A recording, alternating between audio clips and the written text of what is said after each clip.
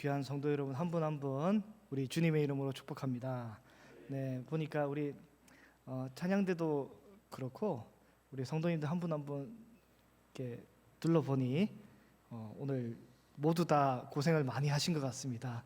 네, 새벽부터 또 오늘 저녁까지 모두 수고 많이 하셨고요. 이 시간 옆에 계신 분에게 한번 인사하겠습니다. 오늘도 수고하셨습니다.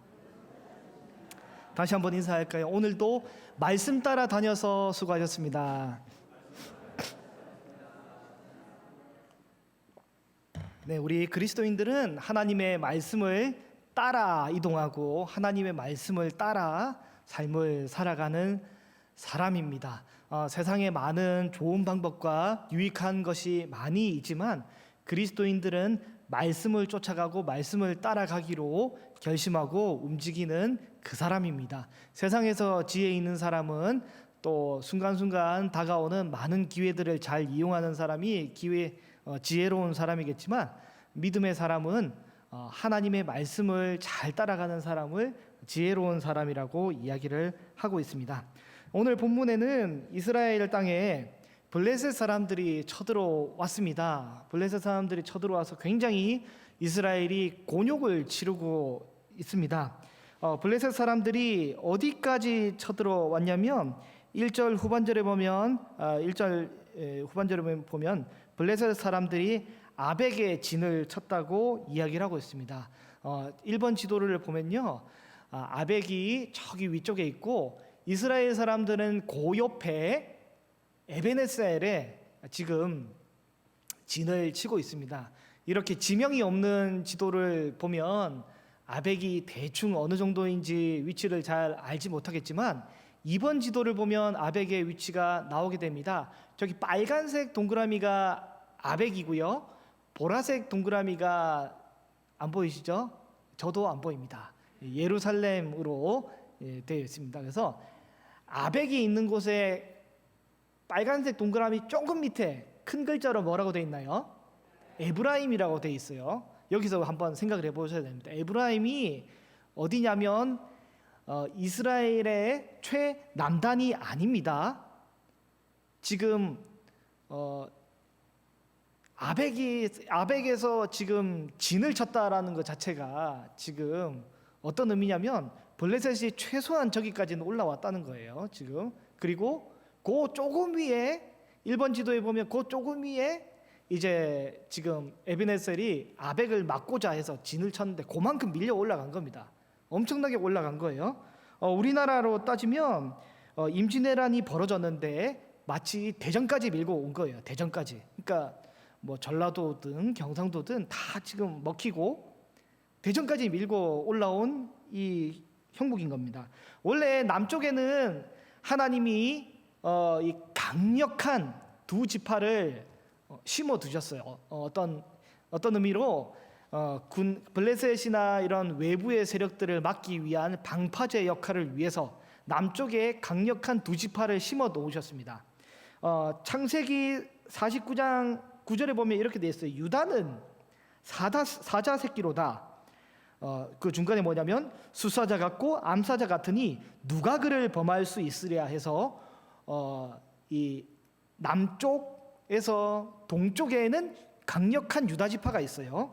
그리고 남쪽에서 서쪽에 보면 블레셋과 인근의 지역에는 누가 있냐면 바로 단 지파가 있습니다. 단 지파가 있는데 단 지파는 이 바산에서 뛰어나오는 사자 새끼라고 신명기 33장에 모세가 예언을 하고 있습니다. 바산에서 뛰어나오는 사자 새끼. 오른쪽에는 유다 사자 새끼, 왼쪽에는 단, 바산에서 뛰어나오는 사자 새끼. 강력한 두 지파가 있었는데 이 두 지파가 어느 정도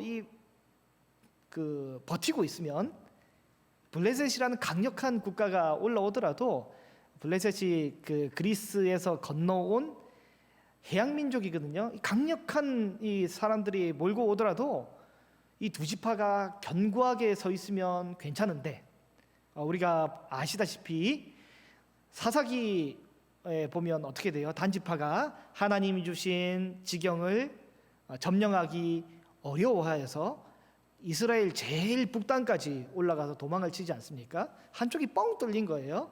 그리고 이 삼손이라는 사사도 제 역할을 감당하지 못했고, 그러다 보니까 유다 지파 혼자서 이게 제대로 역할을 못하는 거죠. 그러다 보니까 어떻게 됐어요?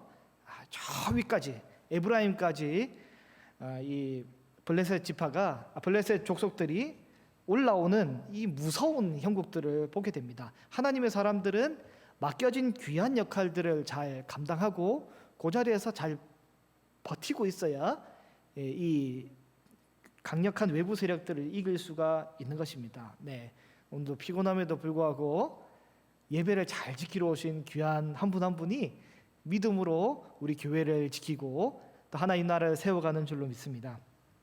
우리 아무튼 이제 이스라엘 민족이 굉장히 위기에 봉착했는데요. 이런 상황에 지금 평소에는 아무리 못나고 미련하고 영적으로 우둔한 홈리와 비느하스, 이 타락한 지도자, 종교 지도자 홈리와 비느하스도 굉장히 긴장했습니다.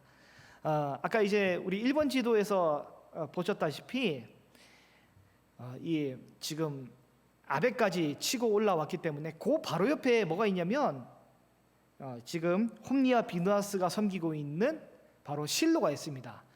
그 당시에 중앙성소 실로가 있기 때문에 지금 굉장히 긴장스러운 상황임을 지금 이 홈리와 비느하스도 느끼고 있습니다. 그리고 2절에 보면 어떤 상황까지 되었냐면 이 전투에서 블레셋 사람들이 이스라엘에 대해 전열을 벌이고 둘이 싸웠는데 죽임을 당한 이스라엘 사람들이 4,000명이나 되는 상황입니다. 엄청난 충격적인 상황이죠.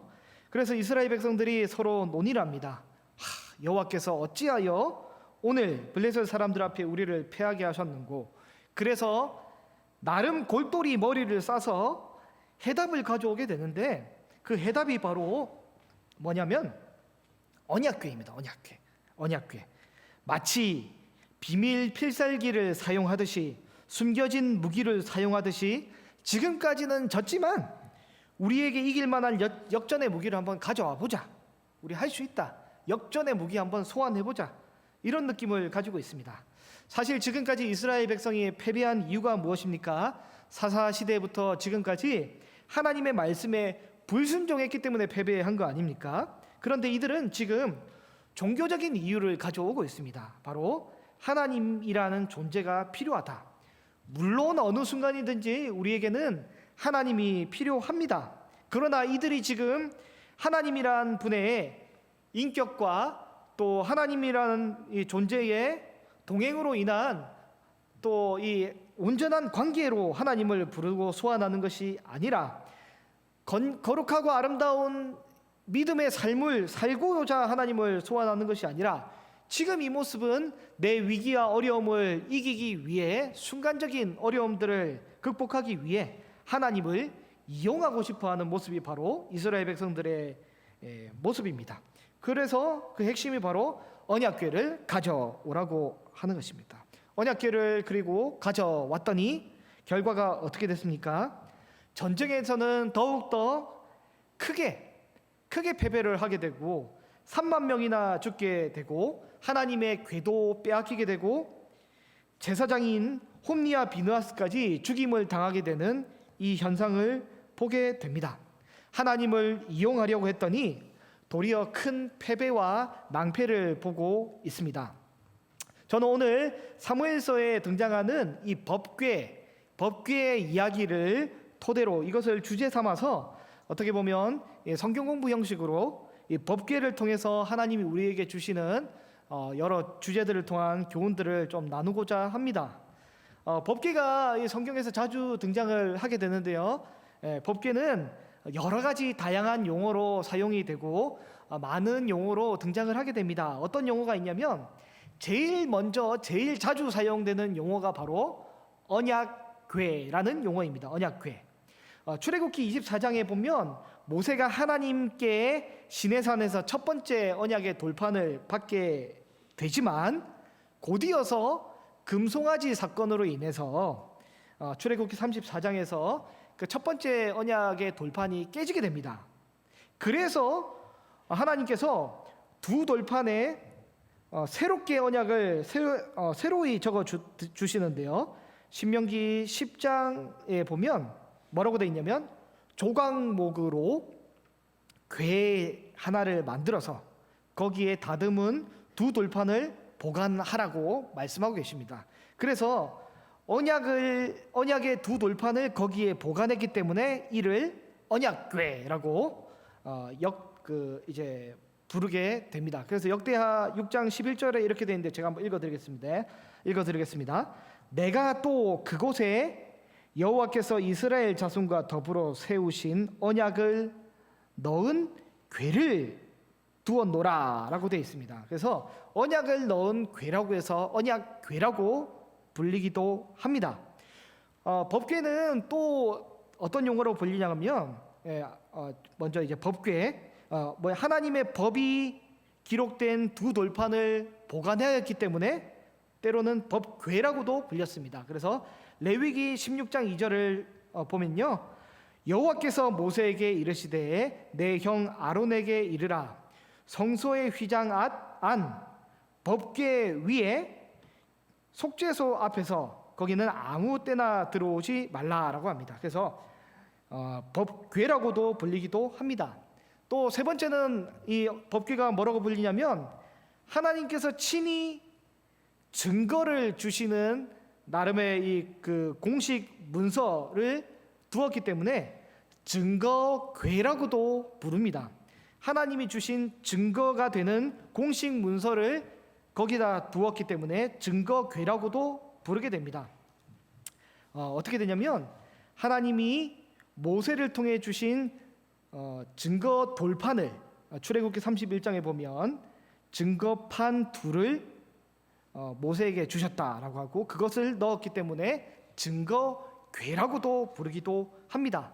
그리고 이스라엘 역사에서 보면 이제 만나가 내렸다는 것을 이스라엘 백성에게 대대로 증거하기 위해 항아리를 두고 그 항아리 속에 만나 한 오매를 두어서 보관하게 만드십니다. 그러고 난 뒤에 만나가 하나님의 은혜로 내렸다는 것을 길이 보존하기 위해서 그것을 만나를 증거궤 속에 두고 보관을 하게 됩니다.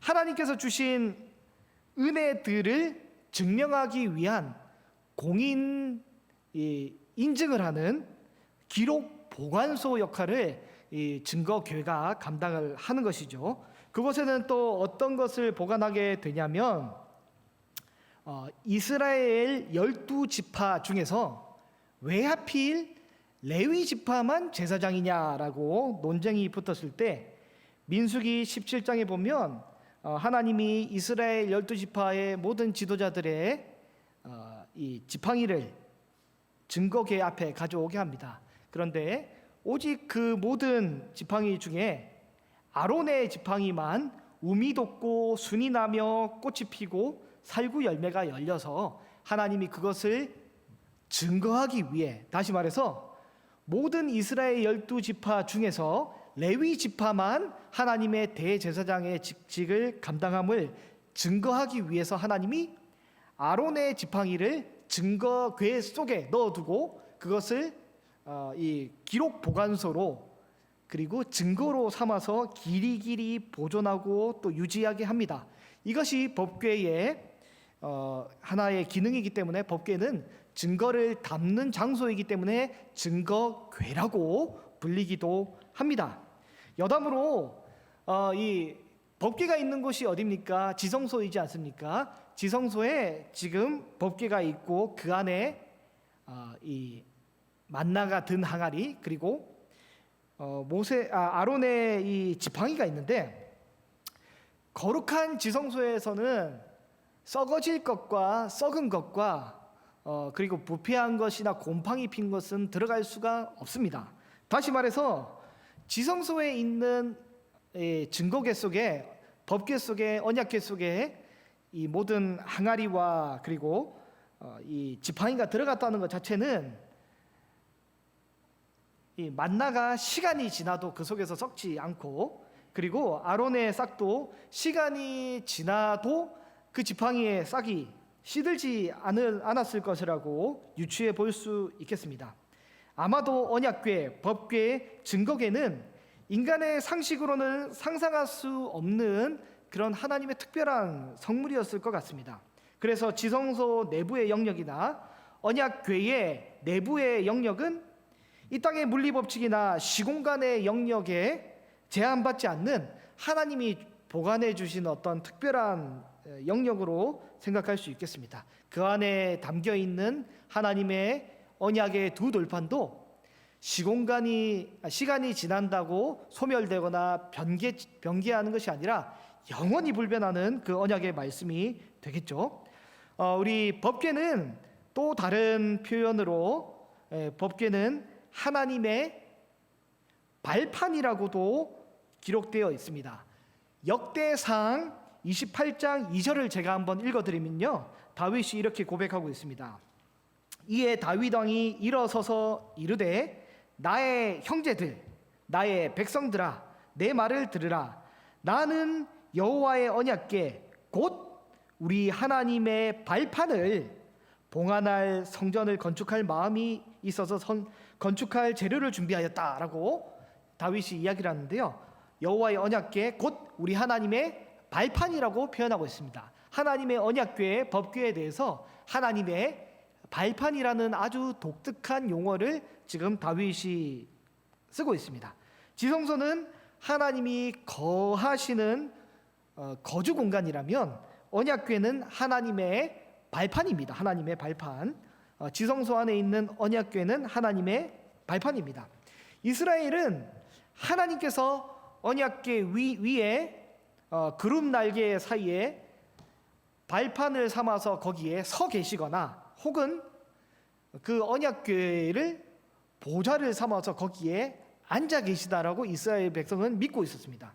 다시 말해서 언약궤는 하나님이 일어서시면 하나님의 발판이고 하나님이 앉아 계시면 하나님의 의자 역할을 감당하게 되는, 하나님의 보좌를 감당하게 되는 장소가 되겠죠. 시은좌, 하나님께서 은혜를 베풀어 주시는 좌석, 그것이 바로 언약궤의 모습입니다. 그리고 마지막 다섯 번째로 언약궤는 이스라엘 백성에게 하나님의 궤, 여호와의 궤라고 불리기도 하고, 오늘 본문에도 보면 블레셋 사람들이나 이방 사람들은 신의 궤라고도 표현하기도 합니다. 어쨌든 이스라엘 백성은 하나님의 이 신비한 거룩한 능력을 가진 하나님의 발판을 아주 특별하게 여겼습니다.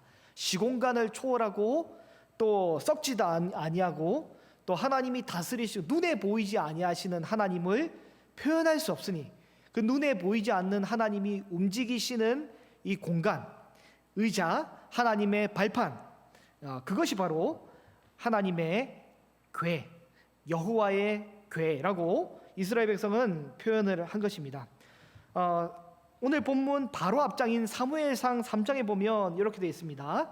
하나님의 등불은 아직 꺼지지 아니하였으며 사무엘은 하나님의 궤에 있는 여호와의 전 안에 누웠더니라고 표현하고 있습니다.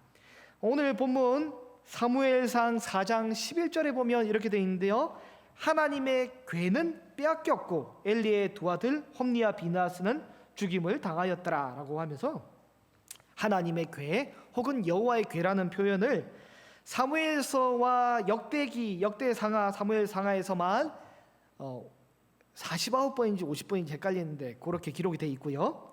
여호수아서에는 이제 하나님의 궤라는 단어는 쓰지 않고 이제 여호와의 궤라는 단어로 10번을 사용하고 있습니다.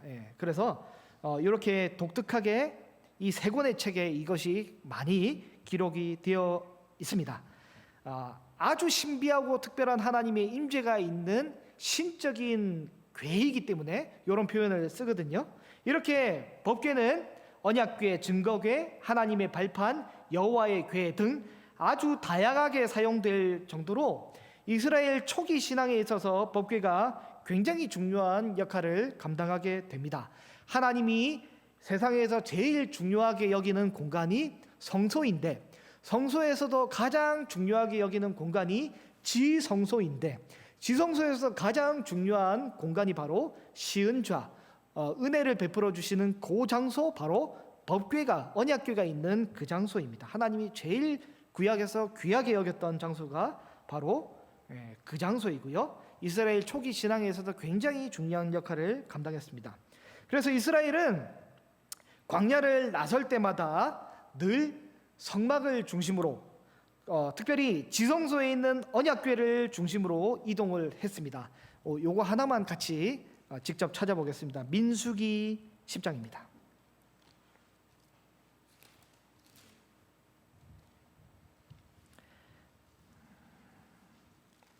민수기 10장 33절에서 36절인데요. 먼저 33절을 같이 한번 읽어 보겠습니다. 민수기 10장 33절 같이 읽어보겠습니다. 시작. 그들이 여호와의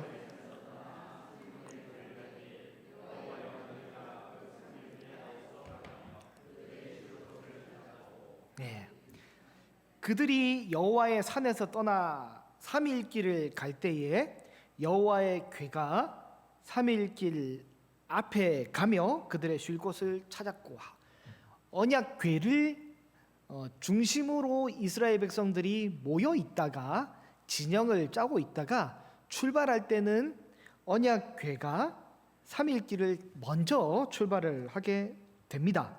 그리고 3절과 4절을 보면 그들 진영을 떠날 때 낮에는 여호와의 구름이 그들 위에 덮었고, 35절을 보면 궤가 떠날 때, 36절을 보면 궤가 쉴 때에 대해서 이야기를 하고 있습니다. 궤가 떠날 때는 어떤 순간이냐면 하나님께서 이제 활동을 하시는 때입니다. 눈에 보이지 아니하시는 하나님이 궤에 앉아 계시는데, 하나님이 이제 활동할 때가 바로 궤가 떠날 때인데, 모세가 말하되 35절에 여호와여 일어나사 쿰마 야훼, 여호와여 일어나셔서, 어디서 일어나십니까? 언약궤에서 일어나셔서 주의 대적들을 흩으시고 주를 미워하는 자가 주 앞에서 도망하게 하소서라고 하며 대적을 치고 공격할 때, 이제 궤가 떠날 때는 즉 뭐냐면 하나님의 군대가 이동을 하는데 제일 앞장서서 하나님이 제일 먼저 전쟁에 출격을 하시는 때입니다. 이스라엘을 대신하여서 싸우시는 강한 용사 여호와께서 출격하시는 때가 바로 궤가 떠날 때입니다. 또한 궤가 쉴 때는 언제입니까? 바로 언제냐면 36절에 궤가 쉴 때는 말아야 돼. 이게 무슨 언제냐면 하나님께서 전쟁에서 복귀를 하실 때, 다시 보좌에 앉으실 때, 여호와께서 보좌에 앉으실 때 뭐라고 하냐면 여호와여 이스라엘 종족들에게로 돌아오소서. 이스라엘을 대신하여서 앞서 나가서 싸우시는 여호와께서, 강한 용사이신 여호와께서 이제는 귀환하실 때입니다. 그래서 이스라엘은 언약궤에 대해서 이러한 믿음을 가지고 있었고요. 또 전쟁할 때 나팔을 불며 나아갈 때 보좌에 앉으신 하나님께서 일어나셔서 여호와께서 출격하셔서 이스라엘을 구원해 준다고 믿고 있었는데요. 같은 민수기 10장 9절에 보면 이렇게 되어 있습니다. 제가 읽어드리겠습니다. 또 너희 땅에서 너희가 자기를 압박하는 대적을 치러 나갈 때에는 나팔을 크게 불지니 그리하면 너희 하나님 여호와가 너희를 기억하고 너희를 너희의 대적에게서 구원하시리라 라고 되어 있습니다. 그래서 하나님의 임재에서 이 전쟁에서 승리하기 위해서 사실은 여호와의 궤를 의지하는 것은 전쟁의 맥락에서는 어쩌면 맞는 내용이었습니다.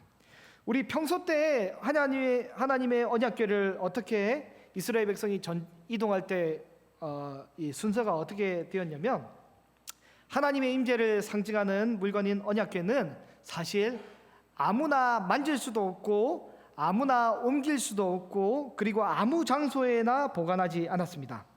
이스라엘이 광야에서 생활할 때 구름 기둥이 떠올라서 하나님의 진영이 이동할 때는 성막을 어떻게 하냐면 다 해체해서 포장이사를 하게 됩니다. 포장이사를 합니다.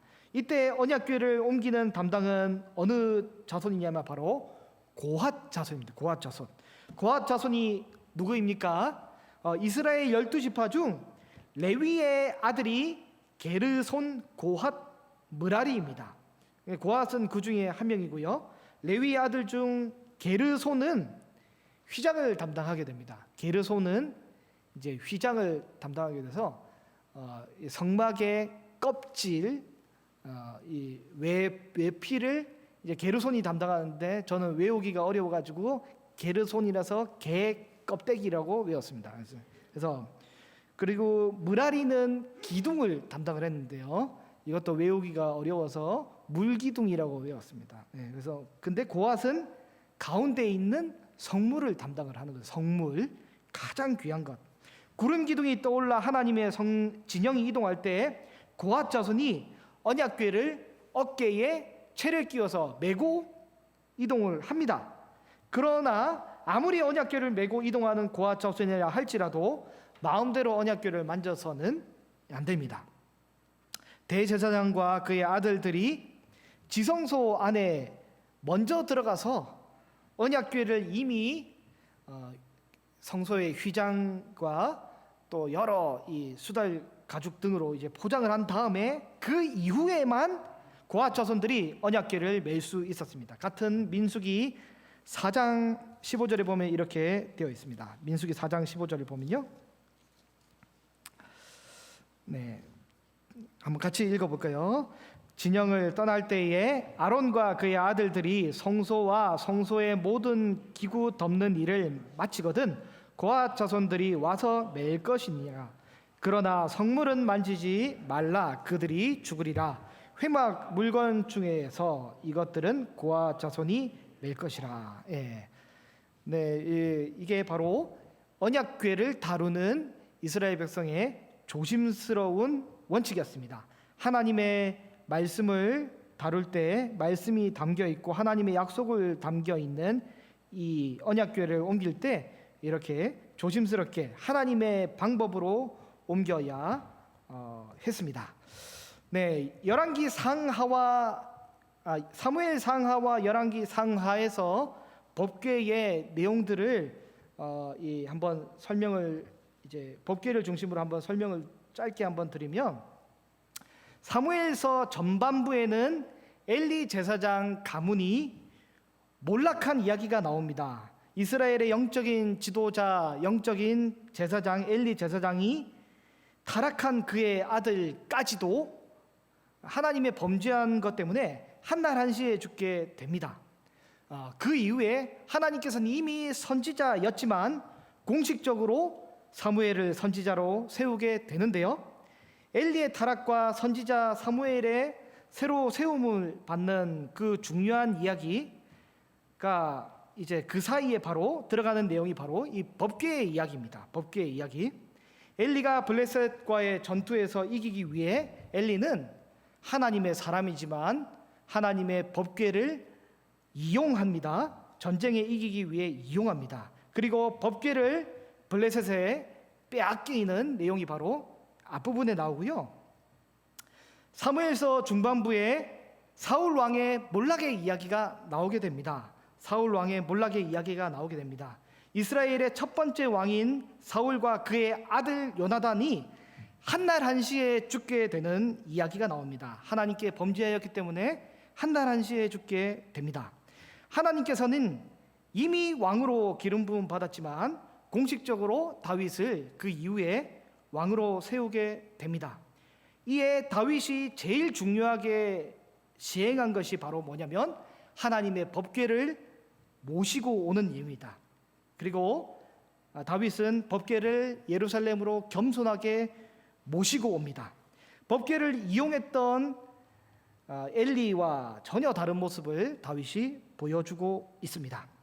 사무엘서 후반부에는 다윗 왕의 몰락의 이야기가 나오게 됩니다. 다윗 왕의 몰락의 이야기가 나오게 됩니다. 이스라엘의 두 번째 왕인 다윗이 밧세바를 범하였기 때문에 밧세바가 이에 임신을 하게 됩니다. 햇사람 우리야, 즉 햇사람 우리야, 이방 용병 우리야는 야전에 나가 있는 하나님의 법궤를 굉장히 귀하게 여겨서 감히 법궤가 전쟁에 나가 있는 중에 음주와 쾌락을 즐기지 않습니다. 그러나 다윗 왕은 법궤가 바깥에 나가서 전쟁을 치르고 있음에도 불구하고 그것을 전혀 안중에 두지 않습니다. 다윗이 굉장히 갑자기 교만해진 것이죠. 이에 나단 선지자가 다윗에게 말씀을 업신여겼다라고 책망을 하였더니 다윗은 그 말씀을 듣고 어떻게 해요? 회개를 하게 됩니다. 그리고 밧세바의 배에 있던 다윗의 아들이 죽게 됩니다.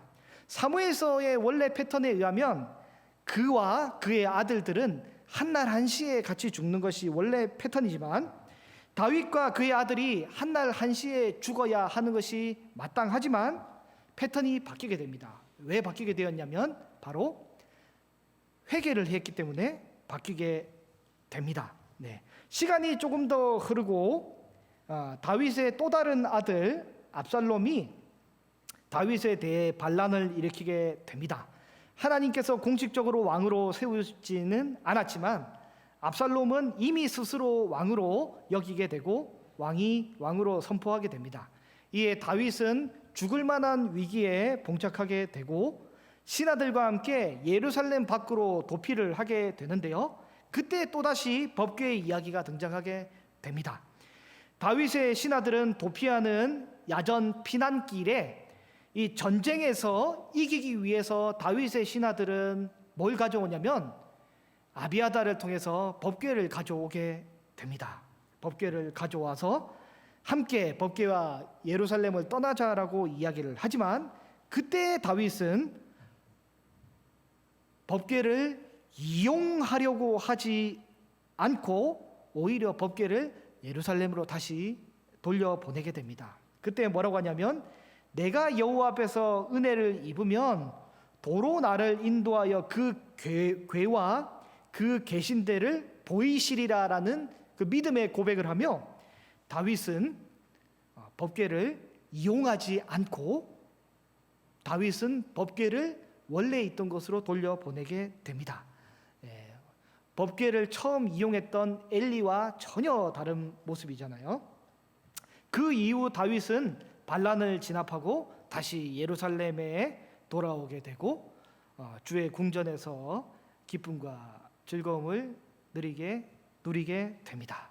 우리는 사무엘 상하와 열왕기 상하 전체를 통해서 법궤를 이용하는 자, 다시 말해서 나의 유익을 위해 전쟁의 승리를 위해 하나님의 말씀을 이용하는 자의 패망과 나의 처지와 관계없이 하나님의 말씀을 있는 그대로 존중해 주는 사람의 승리의 모습을 이 사무엘 상하와 또 열왕기를 통해서 보게 됩니다. 질문을 우리 하나 할 수 있습니다. 오늘날의 우리 법궤는 어디 있을까요? 성경에서 법궤는 어디로 갔을까요? 그렇게 하나님이 중요시 여겼던 법궤는 어디로 갔습니까? 포로기 이후로 법궤는 등장하지 않습니다. 학자들이 추측하기에 느부갓네살 왕 때 이 다니엘서의 기록에 보면 왕의 벨사살 왕이 어떻게 하냐면 예루살렘 성전에서 가져온 금그릇과 은그릇으로 술을 마시게 됩니다. 벨사살 왕이.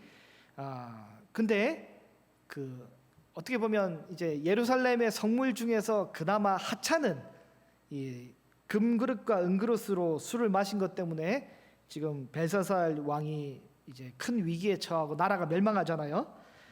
근데 그 중요한 법궤는 어디 갔을까라고 추측을 하는데 명확한 것은 성경에 나오지 않습니다. 아마도 이 조각못에 금으로 도배를 했기 때문에 이것을 누가 가져갔거나 뭐 아니면 이제 사라졌거나 뭐 여러 가지 추측을 할 수 있겠지만 정확한 것은 성경에 나오지 않습니다. 네, 그러나 오히려 다행인 것은 만약에 그것이 남아 있더라면 엄청나게 큰 우상이 되지 않았을까. 이 히스기야가 이 모세 때에 그 이제 구리뱀을 없애버린 것처럼 이 법궤가 남아 있었더라면 엄청난 우상이 되지 않았을까 우리는 추측을 하게 됩니다.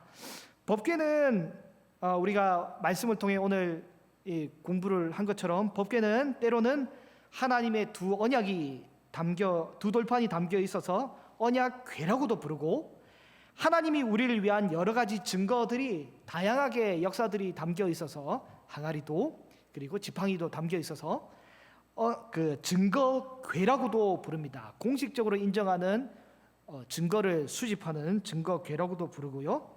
하나님께서 신비하게 임재하시는 하나님의 역사가 담겨 있는 하나님의 임재하시는 공간이라서 하나님의 발판이라고도 불렸습니다.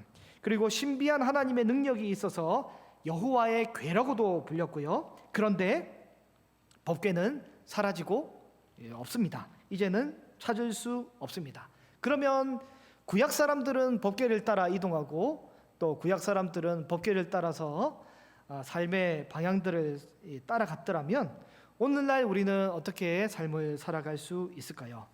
법궤는 없지만 하나님의 그 언약, 증거, 임재, 모든 능력이 그 말씀이 온전하게 육신이 되어 오신 예수 그리스도가 우리에게 하나님의 가장 큰 이 계시의 증거로 우리 곁으로 오셨습니다. 우리에게는 그 어떤 이 신비한 능력보다, 그 어떠한 다양한 증거보다, 그 어떤 고귀한 약속보다 더 훌륭하고 더 위대하신 그리스도가 우리에게 직접 찾아오시고 그의 모든 인생을 통해 하나님이 모든 증거들을 우리에게 보여주셨습니다. 아울러 신구약 66권에 기록된 모든 증거들은 그 어떤 눈에 보이는 증거보다 더 확실한 증거로서 하나님이 우리에게 주시는 완전한 증거로 우리에게 있는 줄로 믿습니다. 우리는 세상 그 어떤 것을 따라가지 않고 세상 그 어떤 것을 신비하게 고귀하게 여기지 않고 오직 주의 말씀, 하나님의 말씀을 신기하고 고귀하게 여기고 가장 강력한 능력, 가장 강력한 증거로 여길 수 있는 저와 여러분이 되시기를 바랍니다. 기도하겠습니다.